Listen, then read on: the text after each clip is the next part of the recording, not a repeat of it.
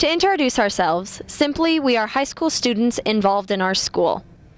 We are swimmers, we are debaters, we are tennis players, and we are wrestlers. Some of our sports are popular, and some are not.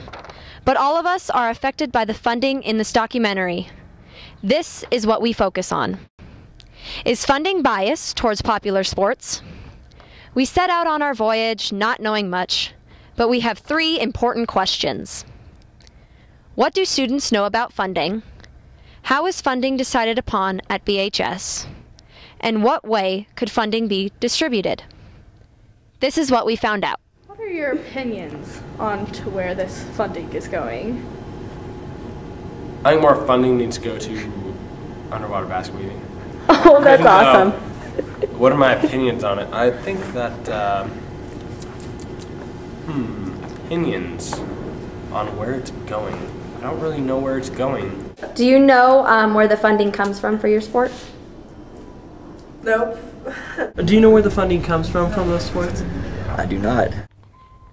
We are surprised at the students' lack of knowledge for the funding of their sports, so we decided to turn to a more authoritative figure to get the answers. Where do most of the fundings for our sports come, like that the school provides? The vast majority of it comes out of gate receipts. Our sports are largely self-sufficient. Can you answer what a gate receipt is? A gate receipt is when you go to a game and you pay your $4, and everyone else who goes in and pays.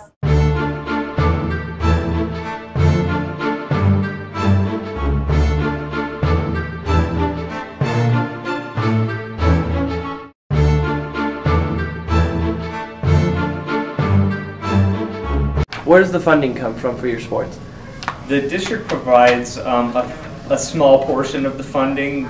They cover transportation, and that's really transportation and coaching, and that's pretty much it. Football's a fairly expensive sport to maintain because of the equipment and everything, and the district's supposed to help out with that type of stuff.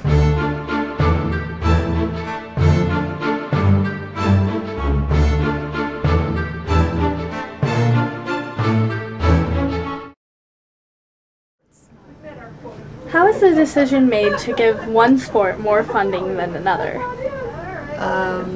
Equipment, percentage of participants, officials, transportation.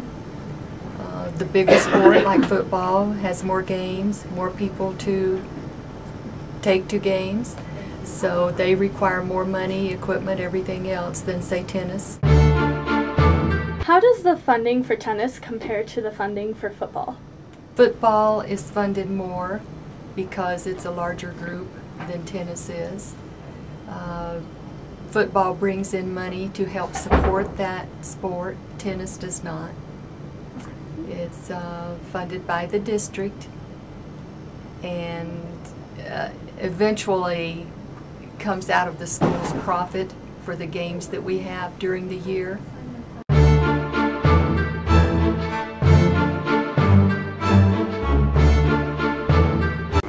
Bigger programs than other programs. Like if you have 10 girls in tennis and 45 kids playing football, which program are you going to get more funding to? Tennis. Yeah, it doesn't make sense to me either, right? But I don't know.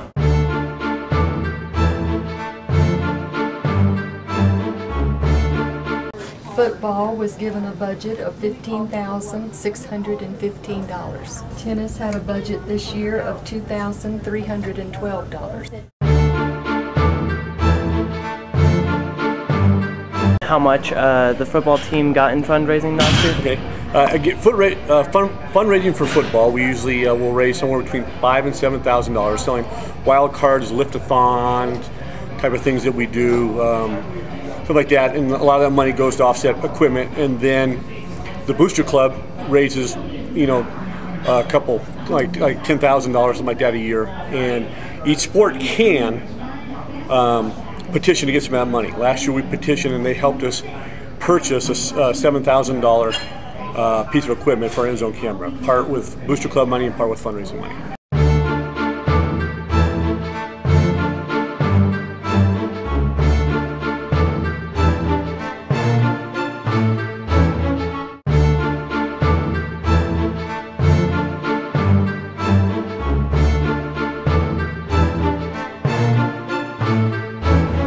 Fundraising is a totally different aspect of it. It does not show in here at all. So that's the point of our documentary. Sports, like football, have the support of the community, and therefore have an easier time getting funding. We are not arguing that football is unjustly funded. In fact, the fact that football is able to raise so much more money is great. But it seems so irresponsible for the school to, 1, not keep track of the funding, and 2, give football so much funding without knowing its fundraising.